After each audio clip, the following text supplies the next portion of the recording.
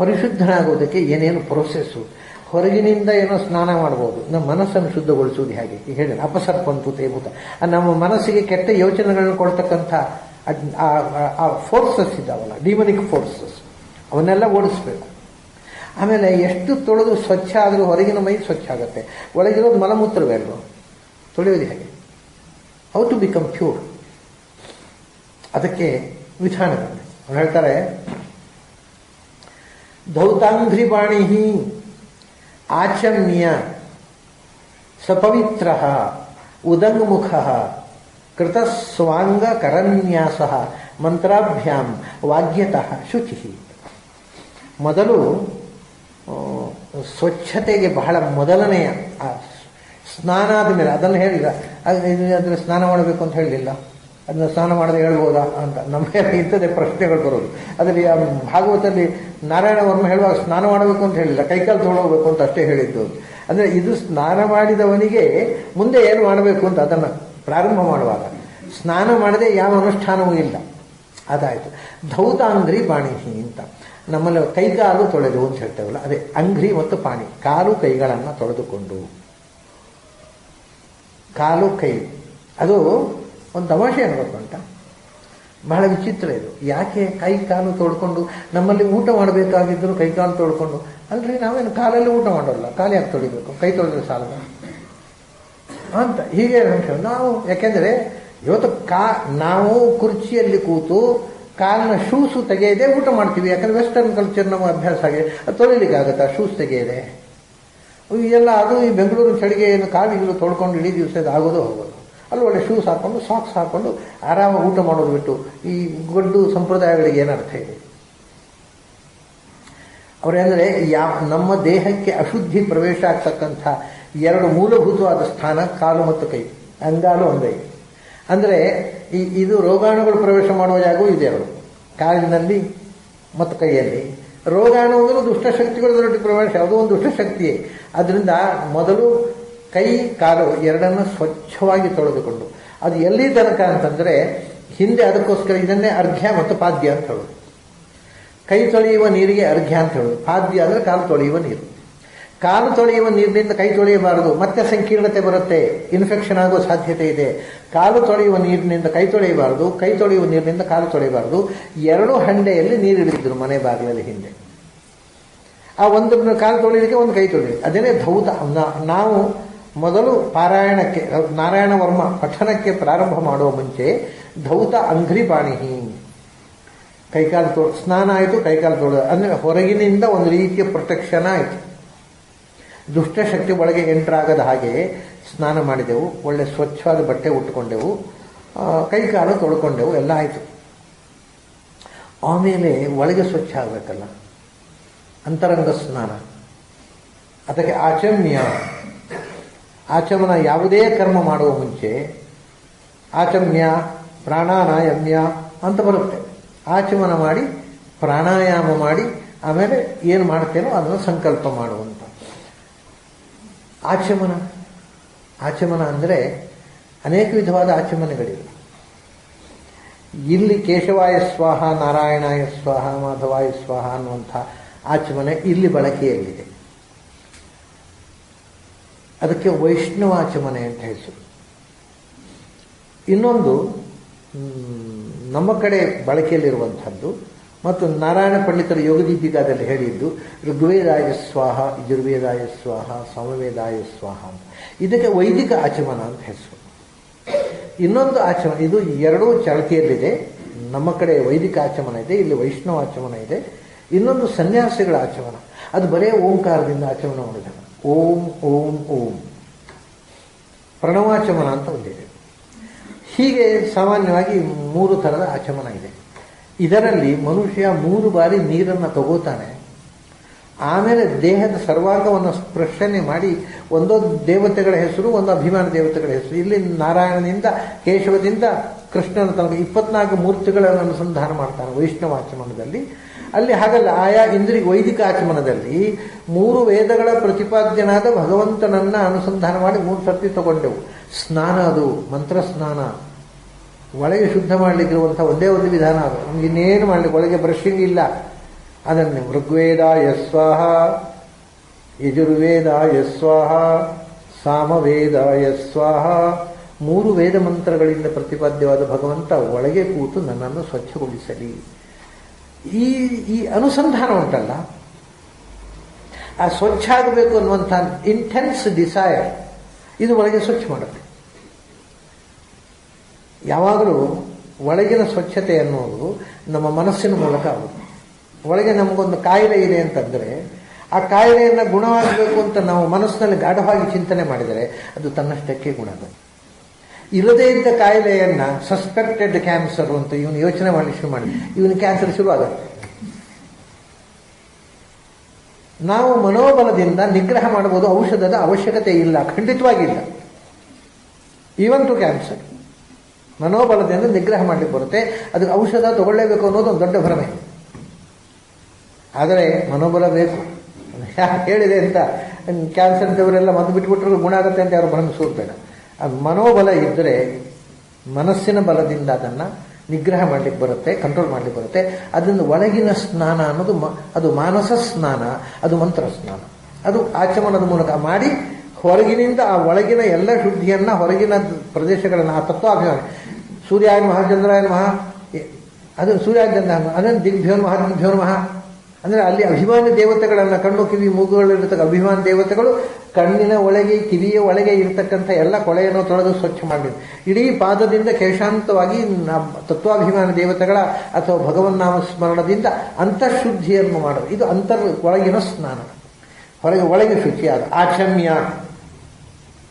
ಆಮೇಲೆ ಆಚಮ್ಯ ಆದಮೇಲೆ ಸಪವಿತ್ರ.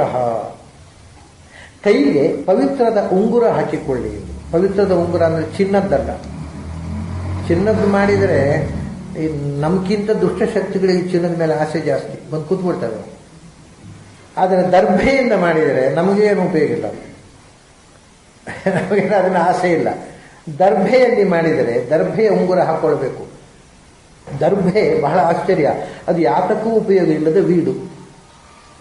ಆದರೆ ಅದು ಬಹಳ ಆಶ್ಚರ್ಯ ಏನು ಅಂದರೆ, ದರ್ಭೆ ಕೈಯಲ್ಲಿ ನೀವು ಪವಿತ್ರದ ಉಂಗುರ ಹಾಕ್ಕೊಂಡ್ರೆ ಅಥವಾ ಯಾಗದಲ್ಲಿ ಕುಂಡದ ಸುತ್ತ ದರ್ಭೆಯನ್ನು ಹಾಕಿದರೆ ಅಲ್ಲಿಗೆ ದುಷ್ಟಶಕ್ತಿಗಳು ಬರೋದು. ಅದಕ್ಕೋಸ್ಕರ ಸಪವಿತ್ರ, ಕೈಯಲ್ಲಿ ಪವಿತ್ರದ ಉಂಗುರ ಇರಲಿ. ಯಾಕೆಂದರೆ ಅದು ಪ್ರೊಟೆಕ್ಷನ್. ಅಪವಿತ್ರವಾದ ವಸ್ತುಗಳು ಅದಕ್ಕೆ ಹೆಸರಾದಕ್ಕೋಸ್ಕರ. ಅಪವಿತ್ರವಾದ ಯಾವುದೇ ಶಕ್ತಿ ನಮ್ಮ ಬಾಡಿಯ ಮೇಲೆ ಆಕ್ರಮಣ ಮಾಡೋದಿಲ್ಲ. ಇದೆಲ್ಲ ಅದರ ಉದ್ದೇಶಗಳನ್ನು ಹೇಳೋದು. ಯಾಕೆ ಹಿಂದೆ ಹೇಳಿ. ಆಮೇಲೆ ಉದಂಗಮುಖ, ಪಾರಾಯಣ ಮಾಡಬೇಕು, ಕೂತ್ಕೋಬೇಕು, ಇಲ್ಲಿ ಕೂಡಬೇಕು. ಎಲ್ಲಿ ಆಯಿತು ಅಲ್ಲಿ ಕುರ್ಚಿ ಇದ್ದಲ್ಲೂ ಕೂಡೋದು. ಕುರ್ಚಿಯಲ್ಲಿ ಲೇಔಟ್ ಎಲ್ಲಿ ಶೂಟ್ ಆಗುತ್ತೋ ಅಲ್ಲಿ ಇಡೋದು. ದಿಕ್ಕು ಯಾರಿಗೆ ಯೋಚನೆ ಉಂಟು? ಅದಲ್ಲ. ಉದಂಗಮುಖ, ಉತ್ತರಾಭಿಮುಖವಾಗಿ ಕೂಡುವುದು. ಯಾಕೆಂದರೆ ದಿಕ್ಕಿನಲ್ಲಿ ಕೂಡ ಒಂದು ಎನರ್ಜಿಯ ಸೆಳೆತ ಇದೆ.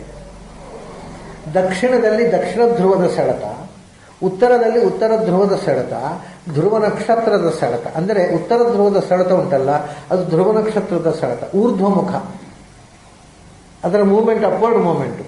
ದಕ್ಷಿಣದ ಸೆಳೆತ ಉಂಟಲ್ವಾ, ಅದು ದಕ್ಷಿಣ ಧ್ರುವದ ಸೆಳೆತ. ಅದು ಹೇಗೆ ಅಂದರೆ ಇಟ್ ಈಸ್ ಸರ್ಕ್ಯುಲರ್. ಅದು ಈ ಮೇಲೆ ಹೋಗಿ ಪುನಃ ಅಲ್ಲಿಗೆ ಬರೋದು. ಎಷ್ಟು ಸರ್ತಿ ಮೇಲೆ ಹೋದರೂ ಅಲ್ಲಿಗೆ ಬಂದು ಮರಳಿ ಮಣ್ಣಿಗೆ ಮತ್ತು ಅಲ್ಲಿ ಒಂದು ಸೇರೋದು. ಪ್ರೋಗ್ರೆಸ್ಸೇ ಇಲ್ಲ. ದಕ್ಷಿಣ ಧ್ರುವದ ಸೆಳೆತ ಸರ್ಕ್ಯುಲರ್ ಮೂವ್ಮೆಂಟ್ ಅದು. ಅದಕ್ಕೆ ಈ ಎನರ್ಜಿ ಊರ್ಧ್ವಮುಖ ಆಗಬೇಕಪ್ಪ. ಮತ್ತು ಹೀಗೆ ಹೋಗಿ ಪುನಃ ಅಲ್ಲಿಗೆ ಬರೋದಲ್ಲ. ಅದಕ್ಕೆ ಉದಂಗಮುಖ, ಉತ್ತರ ಧ್ರುವದ ಮತ್ತು ಧ್ರುವ ನಕ್ಷತ್ರದ ಎನರ್ಜಿ ಊರ್ಧ್ವಮುಖವಾದ ಎನರ್ಜಿ, ಅದನ್ನು ನಮ್ಮಲ್ಲಿ ಆವಾಹಿಸಿಕೊಳ್ಳಬೇಕು. ಅದಕ್ಕೋಸ್ಕರ ಉತ್ತರಾಭಿಮುಖವಾಗಿ ಕೂಡುವುದು. ಅದಕ್ಕೆ ಉತ್ತರಕ್ಕೆ ತಲೆ ಹಾಕಿ ಮಲಗಬಾರದು ನಮ್ಮಲ್ಲಿ ಹೇಳ್ತಾರೆ. ಯಾಕೆ ಗೊತ್ತುಂಟ? ಉತ್ತರಕ್ಕೆ ತಲೆ ಹಾಕಿದರೆ ಮುಖ ಯಾವುದಾಗುತ್ತೆ? ಎದ್ದು ಕೂತರೆ ದಕ್ಷಿಣ ಆಗೋದು. ಅದು ಮತ್ತೆ ಎನರ್ಜಿ ದಕ್ಷಿಣದ್ದಾಗುತ್ತೆ. ಅದಕ್ಕೆ ಉತ್ತರಕ್ಕೆ ಮುಖ ಮಾಡು, ಉತ್ತರಕ್ಕೆ ತಲೆ ಹಾಕಬೇಡ. ಆಮೇಲೆ ಆಯಿತು, ಸಪವಿತ್ರ, ಉದಂಗಮುಖ, ಇದೆಲ್ಲ ಅಥವಾ ಉತ್ತರಕ್ಕೆ ಅಂದರೆ ನಮ್ಮ ಎನರ್ಜಿ ಊರ್ಧ್ವಮುಖ ಆಯಿತು. ಎಲ್ಲ ನಮ್ಮ ಎನರ್ಜಿಯನ್ನು ಪ್ರೊಟೆಕ್ಟ್ ಮಾಡತಕ್ಕ ವಿಧಾನ. ಆಮೇಲೆ ಏನು ಮಾಡ್ತಾರೆ? ಆಚಮನ ಮಾಡಿ, ಪ್ರಾಣಾಯಾಮ ಸಂಕಲ್ಪ ಮಾಡಿ, ಅಂಗನ್ಯಾಸ ಕರನ್ಯಾಸ ಮಾಡಿ. ಕೃತ ಸ್ವಾಂಗ ಕರನ್ಯಾಸ. ಇದನ್ನು ಯಾಕೆ ಅಂತ ನಾವು ಮತ್ತೆ ನೋಡ್ಬೇಕೀಗ. ಆಚಮನದಿಂದ ಒಳಗೆ ಶುದ್ಧಿ, ಮತ್ತೆ ಪುನಃ ಇನ್ನೂ ಕೂಡ ದುಷ್ಟಶಕ್ತಿ ಬಾರದಂತೆ ನಾವು ಮತ್ತೆ ಕವಚದಿಂದ ನಮ್ಮನ್ನು ಮುಚ್ಚಿಕೊಳ್ಳೋದು. ಅಂಗನ್ಯಾಸ, ಪಾದದಿಂದ ಶಿರಸ್ಸಿನ ತನಕ ಅಂಗಗಳಲ್ಲಿ ದುಷ್ಟಶಕ್ತಿ ಯಾವ ಭಾಗದಲ್ಲೂ ನಮ್ಮನ್ನು ಆಕ್ರಮಣ ಮಾಡದಂತೆ ದೇವತಾ ಶಕ್ತಿಯನ್ನು ಅಲ್ಲಿ ನ್ಯಾಸ ಮಾಡೋದು. ಮತ್ತು ಕರದಲ್ಲಿ ಬಹಳ ಎಲ್ಲಿ ತನಕ ಒಂದೊಂದು ಬೆರಳಿನ ಉಗುರಿನಲ್ಲಿ ಕೂಡ ದುಷ್ಟಶಕ್ತಿಗಳು ಅಥವಾ ರೋಗಾಣುಗಳು ಪ್ರವೇಶ ಮಾಡತಕ್ಕಂಥ ತಾಣಗಳು. ಅದಕ್ಕೋಸ್ಕರ ಕರನ್ಯಾಸ ಮಾಡಿಕೊಂಡು ಕರವನ್ನು ಸ್ವಚ್ಛವಾಗಿಟ್ಟುಕೊಳ್ಳೋದು ಬಹಳ ಮುಖ್ಯ. ಅದ ಕೃತ ಸ್ವಾಂಗ ಕರನ್ಯಾಸ, ಅಂಗನ್ಯಾಸ ಕರನ್ಯಾಸ ಮಾಡಬೇಕು. ಯಾವ ಮಂತ್ರದಿಂದ ಅದನ್ನು ಪ್ರೊಟೆಕ್ಟ್ ಮಾಡಬೇಕಲ್ಲ. ಮಂತ್ರಾಭ್ಯಾಮ್ ಮಂತ್ರ ಅಂದರೆ 2 ಮಂತ್ರಗಳು ಇದು ಮುಖ್ಯ. ಒಂದು ಓಂ ನಮೋ ನಾರಾಯಣಾಯ 8 ಅಷ್ಟಾಕ್ಷರ. ಮತ್ತೊಂದು ಮಂತ್ರಾಭ್ಯಾಮ್ ಅಷ್ಟಾಕ್ಷರದಿಂದ ಅಂಗನ್ಯಾಸ, ಕೃತ ಸ್ವಾಂಗ ಕರನ್ಯಾಸ. ಆಮೇಲೆ ವಾಸುದೇವ ದ್ವಾದಶಾಕ್ಷರದಿಂದ ಕರನ್ಯಾಸ. ಅದೇ ಮಂತ್ರ 12 ಅಕ್ಷರದ ದ್ವಾದಶಾಕ್ಷರದಿಂದ ಕರನ್ಯಾಸ, ಅಷ್ಟಾಕ್ಷರದಿಂದ ಅಂಗನ್ಯಾಸ. ಇದು ಮಾಡಿದರೆ ಈ ದೇಹ ಆಲ್ಮೋಸ್ಟ್ ಯಾವುದೇ ದುಷ್ಟಶಕ್ತಿ ಎಂಟ್ರಾಗದಂತೆ ಎನ್ನುವಂಥದ್ದು ಪ್ರೊಟೆಕ್ಷನ್, ಅದಕ್ಕೊಂದು ಬೇಲಿ ಕಟ್ಟಿದ ಹಾಗಾಯಿತು. ಅದರ ಮೇಲೆ ಇಷ್ಟೆಲ್ಲ ಆದ ಮೇಲೂ ಕೂಡ ನಮ್ಮನ್ನು ಆಕ್ರಮಣ ಮಾಡ್ತಕ್ಕಂಥ ದುಷ್ಟಶಕ್ತಿ ಸಮಯ ಕಾಯ್ತಾ ಇರುತ್ತೆ. ಯಾಕೆ ಎಂಟ್ರಾಗಲಿ ಅಂತ. ಎಲ್ಲಿಯಾದರೂ ಬಾಯಿ ತಪ್ಪಿ ಏನಾದರೂ ಕೆಟ್ಟ ಮಾತಾಡಿಬಿಟ್ರೆ ತಕ್ಷಣ ಒಳಗೊಂಡು ಕೂತು. ಅದಕ್ಕೆ ಭಾಳ ಒಳ್ಳೆಯ ಒಂದು ಪ್ರವೇಶ ದ್ವಾರ ಅಂದರೆ ಬಾಯಿ. ಅದು ಅವ್ರು ಕೆಟ್ಟ ಮಾತು ಅದನ್ನು ಹಿಂದೆ ಅವ್ರು ತುಂಬ ಹೇಳಿದ್ರು. ತೇಷಾಂ ಭದ್ರಾ ವಾಚ ಲಕ್ಷ್ಮೀ ನಿಶಕ್ತ. ಅಲಕ್ಷ್ಮಿ ವಾಕ್ಯನಲ್ಲಿ ಲಕ್ಷ್ಮಿ ಇರುವುದು ವಾಕ್ಯನಲ್ಲಿ, ಅಲಕ್ಷ್ಮಿ ಇರುವುದು ವಾಕ್ಯನಲ್ಲಿ. ಆ ಅಲಕ್ಷ್ಮಿ ಪ್ರವೇಶ ಮಾಡಿಬಿಡ್ತಾರೆ, ಕಲಿ ಪ್ರವೇಶ ಆಗಿಬಿಡುತ್ತೆ. ಯಾವಾಗ ಪೂಜೆಗೆ ಅಥವಾ ಅನುಷ್ಠಾನಕ್ಕೆ ಕೂತಾಗ ಕೆಟ್ಟ ಮಾತು ಬಾಯಲ್ಲಿ ಬಂದರೆ ಅದು ಪುನಃ ದುಷ್ಟಶಕ್ತಿ ಎಂಟ್ರಿ ಮಾಡಿಬಿಡುತ್ತದೆ ಒಳಗೇನೆ. ಆದ್ದರಿಂದ ವಾಗ್ಯತಃ ಬಿ ಟೋಟಲಿ ಸೈಲೆಂಟ್, ಮಾತೇ ಆಡಬೇಡ. ಇಷ್ಟೆಲ್ಲ ಆದರೆ ಏನಾಗುತ್ತೆ? ಶುಚಿ, ನೌ ಯು ಆರ್ ಪ್ಯೂರ್. ವಾಗ್ಯತಃ ಶುಚಿ. ಇಷ್ಟೆಲ್ಲ ಸಿದ್ಧತೆ ಮಾಡಿದರೆ ನೀನು ಆಲ್ಮೋಸ್ಟ್ ನಿರ್ಮಲನಾದಿ. ಯಾಕೆಂದರೆ ನಾರಾಯಣಮಯಂ ವರ್ಮ, ನಿನ್ನ ಸುತ್ತ ನಾರಾಯಣನೇ ಕವಚವಾಗಿ ಒಂದು ಕೂತು ಬಿಟ್ಟಿದ್ದಾನೆ. ಇದು ಯಾವ ದುಷ್ಟಶಕ್ತಿ ಒಳಗೆ ಹೋಗುವ ಹಾಗಿಲ್ಲ. ನಾರಾಯಣಮಯಂ ವರ್ಮ, ಅದನ್ನು ಸನ್ನಹ್ಯೇತ್, ಭಯ ಆಗತ್ತೆ. ಆಗ ಯಾವುದಾದರೂ ಜೀವನದಲ್ಲಿ ಭಯ ಅಂದರೆ ನಾವು ಹೆದರುವ ಸಮಸ್ಯೆ ಅಂತ ಅರ್ಥ. ಭಯ ಅಂದರೆ ಯಾವುದಾದ್ರೂ ಒಂದು ಸಮಸ್ಯೆ ಬಂದಾಗ ನಾರಾಯಣ ಅನ್ನುವ ಕವಚದಿಂದ, ಸನ್ನಹ್ಯೇತ್ ಕವಚ ತೊಡುವುದೇ, ನಾರಾಯಣನೆಂಬ ಕವಚವನ್ನು ತೊಟ್ಟುಕೋ. ಯಾವ ದುಷ್ಟಶಕ್ತಿಯು ಯಾವುದೂ ನಿನ್ನನ್ನು ಸೋಲಿಸಲಾರದು. ನಾರಾಯಣಮಯಂ ವರ್ಮ ಸನ್ನಹ್ಯೇತ್, ಭಯ ಆಗತ್ತೆ. ಯಾವ ಭಯ? 3 ವಿಧದ ಭಯಗಳು ಜೀವನದಲ್ಲಿ ಬರ್ತಾವೆ ಅಂತ ಹೇಳ್ತಾರೆ. ದೈವ ಭೂತ ಆತ್ಮಕರ್ಮಭ್ಯ. ದೈವ ಭೂತ ಆತ್ಮಕರ್ಮಭ್ಯ. ಒಂದು ದೈವದಿಂದ ಬರತಕ್ಕಂಥದ್ದು ಡಿವೈನ್ ಸಮಸ್ಯೆಗಳು ಜೀವನದಲ್ಲಿ. ಭಯ ಯಾವುದದು? ಅದು ಭೂಮಿಗೆ ಸಂಬಂಧಪಟ್ಟದ್ದಲ್ಲ. ಅತಿವೃಷ್ಟಿಯಿಂದ ಊರೂರು ಮುಳುಗಿ ಹೋಗುವುದು ಅಥವಾ ಮಳೆಯೇ ಬಾರದೆ ಹಾಹಾಕಾರ, ಇದೆಲ್ಲ ಡಿವೈನ್ ಈತಿ ಬಾಧೆಗಳು ಅಂತ ಹೇಳ್ತಾರೆ. ಅಂಥ ಭಯ ಬಂದಾಗ, ಅಥವಾ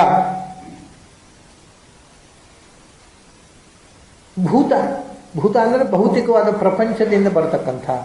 ಅದು ಈಗ ಉದಾಹರಣೆಗೆ ಹೋಗ್ತಾ ಇದ್ದ, ಕಾರ್ನಲ್ಲಿ ಹೋಗ್ತಾ ಇದ್ದ, ಒಂದು ಮರ ಬಿತ್ತು, ಕಾರು ನುಗ್ಗಾಗೋಯ್ತು, ಅದರೊಳಗಿದ್ದವನು ಹೋದ. ಇದು ಭೌತಿಕವಾಗಿರತಕ್ಕಂಥ ಭಯಗಳು, ಸಮಸ್ಯೆಗಳು ಭೌತಿಕವಾದ. ಮನೆ ಕಟ್ಟಿದ, ಒಂದು ಮರ ಬಿತ್ತು, ಮನೆ ಮುರಿದೋಯ್ತು, ಲಕ್ಷಾಂತರ ರೂಪಾಯಿ ನಷ್ಟ ಆಯಿತು. ಅಥವಾ ನನ್ನ ಮನೆ ಬೆಂಕಿ ಬಿತ್ತು, ಅವನ ಅಂಗಡಿ ಬೆಂಕಿ ಬಿತ್ತು, ಎಲ್ಲ ಇತ್ಯಾದಿ. ಅದು ಭೌತಿಕವಾಗಿ ಪಂಚಭೂತಗಳಿಂದ ಆಗತಕ್ಕಂಥ ಮಣ್ಣು, ನೀರು, ಬೆಂಕಿ, ಗಾಳಿ, ಆಕಾಶ, ಮೇಲಿನಿಂದ ಆಗೋದು ಬೇರೆ, ಇದು ಇಲ್ಲಿಯೇ. ಇದು ಎಲ್ಲಕ್ಕಿಂತ ಮುಖ್ಯ ಆತ್ಮಕರ್ಮಭ್ಯ ಅಂತ. ಯಾರೂ ಏನೂ ಮಾಡೋದಿಲ್ಲ ನಮಗೆ. ದೇವತೆಗಳು ಮಾಡೋದಿಲ್ಲ, ಪಂಚಭೂತಗಳು ತೊಂದರೆ ಮಾಡೋಲ್ಲ. ಎಲ್ಲ ತೊಂದರೆ ಮಾಡೋದು ನಾವು ಮಾಡಿದ ಕರ್ಮ. ನಾವು ಮಾಡಿದ ಕರ್ಮದಿಂದ ಮಳೆ ಬಾರದೇ ಇರುವುದು, ನಾವು ಮಾಡಿದ ಕರ್ಮದಿಂದ ನಮ್ಮ ಮನೆಗೆ ಮರ ಬಿದ್ದು ಮುರಿದು, ಇದು ಹಿಂದೆ ನಮ್ಮ ಕರ್ಮ ಇರಲೇಬೇಕಲ್ಲ. ಪ್ರಕೃತಿಗೆ ನಮ್ಮ ಮೇಲೆ ಏನೋ ದ್ವೇಷ ಉಂಟ, ದೇವತೆಗಳ ನಮ್ಮ ಮೇಲೆ ಏನೋ ಹೊಟ್ಟೆಗಿಚ್ಚು ಉಂಟ, ಅವನು ಮನೆ ಕಟ್ಟಿದ್ದಾನೆ, ಅವ್ನು ಹಾಳಾಗಿ ಹೋಗಲಿ ಅಂತ ಮಳೆ ಸುರಿಸದೆ ಇಲ್ಲ, ನಾನು ಮಾಡಿದ ಕರ್ಮವೇ ಅದು ದೈವ ಅಥವಾ ಭೌತಿಕವಾದಂಥ ಪೀಡಿಯಾಗಿ ನನ್ನನ್ನು ಕಾಡೋದು. ಸೊ ಮೂಲಭೂತವಾಗಿರತಕ್ಕಂಥದ್ದು ಯಾರಿಗೂ ಏನೂ ಮಾಡುವುದಿಲ್ಲ, ನನಗೆ ನಾನೇ ಮಾಡಿಕೊಳ್ಳುವುದು. ಈ ಎಚ್ಚರ ಇದ್ದರೆ ಅವರು ಹೀಗೆ ಮಾಡಿದರು, ಇವರು ಹೀಗೆ ಮಾಡಿದ್ರು ಸ್ವಲ್ಪ ಕಮ್ಮಿ ಆಗುತ್ತೆ. ನಾವೆಲ್ಲ ಪ್ರತಿಯೊಂದಕ್ಕೂ ಯಾರೋ ಇನ್ನೊಬ್ಬರು ಕಾರಣ, ಅವರು ಹಾಗೆ ಮಾಡಿದರು, ಅರಿವಿದ್ದಾಗ ಹೀಗಾಯ್ತಾರೆ, ಇವರು ಹೀಗೆ ಎಲ್ಲವೂ ನಮಗೆ ಏನು ಅನಿಷ್ಟ ಆಯಿತು ಅದನ್ನು ನಾವೇ ಮಾಡಿಕೊಂಡದ್ದು. ಎಲ್ಲವೂ ಸೆಲ್ಫ್ ಮೇಡ್ ಪ್ರಾಬ್ಲಮ್ಸ್, ಹೊರಗಿನಿಂದ ಬಂದದ್ದಿಲ್ಲ. ಆಗ ಈ ಕವಚದಿಂದ ತೊಟ್ಕೊಂಡ್ಬಿಟ್ರೆ ಏನಾಗುತ್ತೆ, ನಾರಾಯಣಮಯ ಪುಮಾನ್, ಭಗವಂತ ತುಂಬಿ ಬಿಡ್ತಾನೆ ಒಳಗೂ ಹೊರಗೂ, ಯಾವ ಭಯವೂ ಇಲ್ಲ. ಒಳಗೂ ಹೊರಗೂ ನಾರಾಯಣ ಶಬ್ದವನ್ನೇ ಬಳಸ್ತಾರೆ, ಯಾಕಂದರೆ ಅಂತರ್ಬಹಿಷ್ಯ ತತ್ಸರ್ವಂ ವ್ಯಾಪ್ಯ ನಾರಾಯಣ, ಒಳಗೂ ಹೊರಗೂ ತುಂಬಿದವನಿಗೆ ನಾರಾಯಣ ಅಂತ ಹೆಸರು. ಅಂದರೆ ಅಂದರೆ ನರ ಸಮುದಾಯ, ಮನುಷ್ಯರು, ನಾವು ಹ್ಯೂಮನ್ ಬೀಯಿಂಗ್ಸ್. ನಾರ ಅಂದರೆ ಆ ನಾರವೇ ಅಯನವಾಗಿ ಉಳ್ಳವನು, ಅಯನ ಅಂದರೆ ಆಶ್ರಯ, ಅಂದರೆ ಅದನ್ನು ಆಶ್ರಯಿಸಿಕೊಂಡಿರು ನಮ್ಮ ಒಳಗಿರುವವ ನಾರಾಯಣ. ಆಮೇಲೆ ನಾರಗಳಿಗೆ ಅಯನ ಆಶ್ರಯ ಆಗಿರುವವನು ನಾರಾಯಣ, ಅದು ಹೊರಗಿದ್ದು ಆಶ್ರಯ ಆದವನು, ಒಳಗಿದ್ದು ಆಶ್ರಯಿಸಿದವನು, ಎರಡೂ ಅರ್ಥದಲ್ಲಿ ನಾರಾಯಣ ಶಬ್ದ. ಹಾಗೆ ಇವನು ನಾರಾಯಣಮಯ ಆಗಿಬಿಡ್ತಾನೆ. ಅಂದರೆ ಒಳಗೂ ಹೊರಗೂ ಭಗವತ್ ಶಕ್ತಿ ತುಂಬಿಬಿಟ್ಟಿದೆ, ಎನರ್ಜಿ ತುಂಬಿಬಿಟ್ಟಿದೆ. ಇದನ್ನ ಫೀಲ್ ಮಾಡ್ಲಿಕ್ಕಾಗುತ್ತೆ ರೀ. ಎನರ್ಜಿ ಒಳಗೆ ತುಂಬಿದಾಗ ಏನಾಗುತ್ತೆ ಅದನ್ನು ಫೀಲ್ ಮಾಡ್ಲಿಕ್ಕಾಗತ್ತೆ. ಈ ಎನರ್ಜಿ ಒಳಗೆ ತುಂಬಿದಾಗ ನಾವು ಇನ್ನೊಬ್ಬರಿಗೆ ಟಚ್ ಫೀಲ್ ಮಾಡಿ ಕೊಡ್ಲಿಕ್ಕೆ ಬರುತ್ತೆ ಅದನ್ನು. ಯಾಕಂದರೆ ಹೇಗೆ ರೋಗಾಣುಗಳು ಕೈ ಮೂಲಕ ಒಳಗೆ ಹೋಗ್ತವೆ, ಹಾಗೆ ಈ ಎನರ್ಜಿ ಉಂಟಲ್ಲ, ಡಿವೈನ್ ಎನರ್ಜಿ, ಅದು ಕೈಯ ಮೂಲಕ ಹೊರಗೆ ಬರ್ತಾ ಇರ್ತದೆ. ಅದು ನೀವು ಯಾರಿಗೂ ಕೊಡಬಹುದು, ಅದನ್ನು ನಮ್ಮ ಸ್ವಂತಕ್ಕಲ್ಲ, ಇನ್ನೊಬ್ಬರಿಗೆ ಕೊಡಲಿಕ್ಕೆ ಹೊರಗೆ ಬರುತ್ತೆ. ಸೊ ಇದು ಆವಾಗ ಈ ಮಂತ್ರ ಜಪದಿಂದ ಮನುಷ್ಯನ ಕೈಯಲ್ಲಿ tremendous energy is going out, ಹೊರಗೆ ಹೋಗ್ತಾ ಇರ್ತದೆ, ಲೀಕ್ ಆಗ್ತಾ ಇರ್ತದೆ. ಯಾರನ್ನು ಅವನು ತಾನು ಮಾತ್ರ ಅಲ್ಲ, ಯಾರನ್ನು ಗೆಲ್ಲಿಸಬಹುದು. ತಲೆಗೆ ಕೈ ಇಟ್ಟರೆ ಅವನು ಸೇಫ್. ಅವನಲ್ಲಿ ಏನು ಕಾಯಿಲೆ ಇದ್ದರೆ ಗುಣ ಆಗುತ್ತೆ, ಏನು ಪ್ರಾಬ್ಲಮ್ ಇದ್ದರೆ ಗುಣ ಆಗುತ್ತೆ. ಯಾಕೆಂದರೆ ಆ ಎನರ್ಜಿ ಉಂಟಲ್ಲ, ಡಿವೈನ್ ಎನರ್ಜಿ, ಅದು ಕೈಯ ಮೂಲಕ ಇನ್ನೊಬ್ಬರಿಗೆ ಪಾಸ್ ಆನ್ ಮಾಡುವುದು. ಇದರಿಂದ ಇನ್ನೊಬ್ಬರಲ್ಲಿ ಇರತಕ್ಕಂಥ ರೋಗಗಳನ್ನು ಗುಣ ಮಾಡಬಹುದು. ಇನ್ನೊಬ್ಬರಿಗೆ ವಿಷ ಪ್ರಯೋಗ ಆಗಿದ್ದರೆ, ಹಾವು ಕಚ್ಚಿದ್ದರೆ ಗುಣ ಮಾಡಬಹುದು. ಅಥವಾ ಬ್ಲೈಂಡ್ನೆಸ್ಸು, ಇಂಥದ್ದು ನರ್ವಸ್ ಡೆಬಿಲಿಟಿ, ಕಣ್ಣೇ ಕಾಣೋದಿಲ್ಲ, ಡಾಕ್ಟರ್ ಹತ್ರ ಹೋದರೆ ಅದು nervous debility, nothing can medicine. Cataract ಆದರೆ ನಾವು ಆಪರೇಷನ್ ಮಾಡ್ತೇವೆ, but if it is nervous debility no medical science can do anything. ಅಂದರೆ ನಮಗೆ ಏನು ಮಾಡಲಿಕ್ಕೆ ಆಗುವುದಿಲ್ಲ. ಆದರೆ ನೀವು ಟಚ್ ಹೀರ್ನಿಂದ ಅಂಥ ನರ್ವಸ್ ಡೆಬಿಲಿಟಿ ಇದ್ದವರ ಕಣ್ಣನ್ನು ಮತ್ತೆ ಕಾಣುವಂತೆ ಮಾಡಬಹುದು. ಆಮೇಲೆ ಬಂಜೆ ಆದಂಥ ಹೆಣ್ಮಕ್ಕಳಿಗೆ ಸಂತಾನ ಆಗುವಂತೆ ಮಾಡಬಹುದು. ಮಾಡಬಹುದು ಅಂತಂದರೆ ಅದಕ್ಕೆ ತುಂಬ ಪ್ರಿಪರೇಷನ್ ಬೇಕು, ತುಂಬ ಸಾಧನೆ ಬೇಕು, ಮಾಡಲಿಕ್ಕೆ ಬರುತ್ತೆ. ಇದು ಯಾವುದನ್ನು ನಾನು ಕಥೆಯಾಗಿ ಹೇಳ್ತಾ ಇಲ್ಲ, ಯಾವುದು ನನಗೆ ಅನುಭವ ಸಿದ್ಧವೋ ಅದನ್ನು ಮಾತ್ರ ನಿಮಗೆ ಹೇಳ್ತಾ ಇದ್ದೇನೆ. ನಾನು ಅನುಭವಿಸಿದ್ದನ್ನು, ನಾನು ಪ್ರಾಕ್ಟಿಕಲ್ ಆಗಿ ಮಾಡಿ ಅನುಭವಿಸಿದ್ದನ್ನು ನಿಮಗೆ ಹೇಳ್ತೇನೆ ಹೊರತು ಯಾವುದನ್ನು ನಾನು ಬುಕ್ಕಿಶ್ ಆಗಿ ಹೇಳುವುದಿಲ್ಲ. ಅದನ್ನು ಒಬ್ಬ ಮಕ್ಕಳೇ ಇಲ್ಲದೆ ಇದ್ದಂಥ ಹೆಣ್ಮಗಳಿಗೆ ನೀವು ಟಚ್ ಮಾಡಿ ಸಂತಾನ ಆಗುವಂತೆ ಮಾಡಬಹುದು. ಈ ಎಲ್ಲ ಇದು ಅಂಗೈಯಲ್ಲಿರುವ ಮದ್ದನ್ನು ಮರೆತು ನಾವು ಬದುಕುವಂತಹ ವಿಧಾನ. ಇದಕ್ಕೆಲ್ಲಕ್ಕೆ ಕಾರಣ ಈ ಮಂತ್ರ ಜಪದಿಂದ ನಾರಾಯಣಮಯ ಪುಮಾನ್, ಭಗವನ್ಮಯ ಆಗಿಬಿಡ್ತಾನೆ ಜೀವ.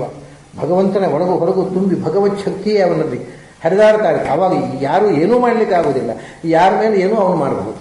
ಅಂಥ ಶಕ್ತಿ ನಿರ್ಮಾಣ ಆಗುತ್ತಪ್ಪ ಅಂತ ಇಷ್ಟು ಹೇಳ್ದ. ಇದು ವಿರೂಪಾಕ್ಷ ಇಂದ್ರನಿಗೆ ಹೇಳಿದ ವಿಷಯಗಳು ಪ್ರಿಪರೇಟರಿ. ಅದರ ನಂತರ ಅಂಗನ್ಯಾಸ ಹೇಗೆ ಮಾಡಬೇಕು ಅನ್ನೋದು ಮುಂದಿನ ವಿಷಯ. ಆದರೆ ಇವತ್ತು ನಾವು ನಮ್ಮ ಸಮಯವನ್ನು ಮುಗಿಸಿದ್ದೇವೆ.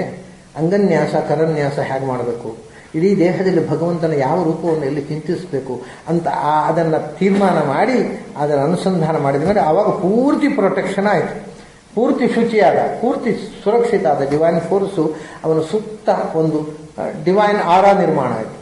ಅದರ ಒಳಗೆ ಯಾವ ಕೆಟ್ಟ ಶಕ್ತಿ ಬರೋದಿಲ್ಲ. ಆಮೇಲೆ ನಾರಾಯಣ ವಾಚ ಪ್ರಾರಂಭ ಮಾಡಿ.